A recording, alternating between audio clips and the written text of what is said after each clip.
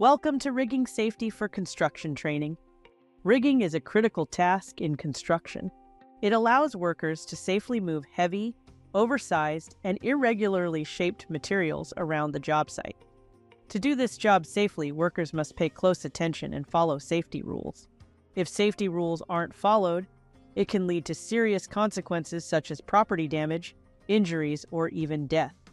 This training is designed to help you recognize rigging hazards and follow best practices to stay safe while working with or near rigging equipment.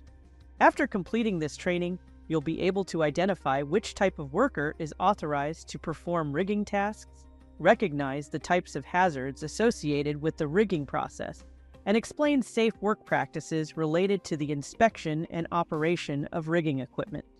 Let's get started by reviewing the basics of rigging and the equipment used to safely lift and move loads. Rigging is the process of attaching load-bearing equipment to a load so it can be safely moved. Riggers may connect loads to structures, hook or unhook loads, or guide them into place by communicating with equipment operators. Rigging is often used to move heavy, bulky, or oddly shaped materials. These loads can be difficult to handle, making safety and precision critical. Once rigged, the load is lifted